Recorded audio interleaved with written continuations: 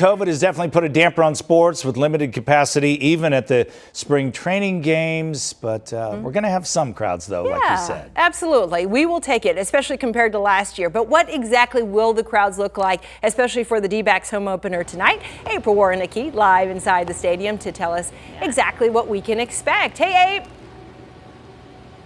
Hey, good morning to you. You know, speaking of spring training, I think our last ball game was spring training 2 years ago. This is the ball that my kids took down to spring training, and they like to go and try to get autographs before. This is the ball that got autographed by Nick Ahmed. They were so excited. That's my son Guru's favorite player. And then, you know, last year we couldn't go to any baseball games. They were in tears. He did do a TikTok video that Nick Ahmed commented on. That helped a little bit.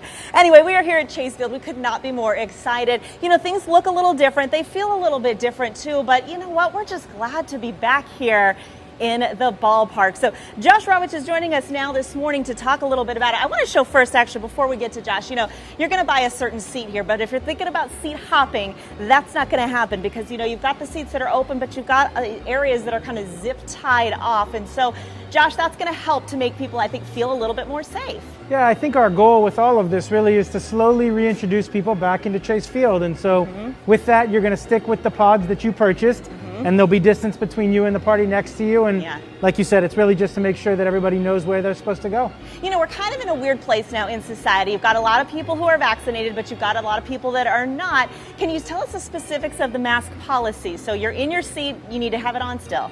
Yeah, well, mainly when you're walking the concourses, for sure, we're encouraging everybody to keep their masks on at all times. There's no gaiters or face shields. It's really about wearing a mask. And then once you're in your seat and you're eating and drinking, of course, you're going to take it off. And we know that's going to happen. And that's obviously no real way to eat or drink without taking it off for a moment or two. That is true. So, you know, it's got to be so exciting. I know we're excited, but for you and the whole organization, I mean, what does it feel like to be part of helping Arizona get back to normal?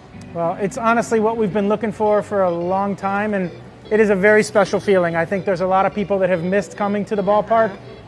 This is all about family time, and so for us to be able to just be a small piece of the recovery and letting people come back and do these sorts of things, it's a really special day. Well, speaking of family, we're kind of in a section here where we've sat quite a few times. My husband freaks out. He cannot relax because he's paranoid we're going to get hit by the ball, and I noticed this net is a lot bigger now. Yeah, so this was prior to the 2020 season, though unfortunately since fans weren't in here, they didn't notice it. But what's amazing is as I sit here right now and I look out there, it really is so transparent you barely even notice it. You wouldn't notice it. And so we extended it all the way down the lines the way they did at all 30 ballparks. And it's just another measure of safety for our fans. Okay. Real quick, we know you can get tickets on the MLB app, which you need to have for pretty much everything you're going to do in here. But what's the ticket situation like for tonight and for the next couple of games? So we have a very small amount left for tonight. If you want any, I would hop on dbacks.com right now.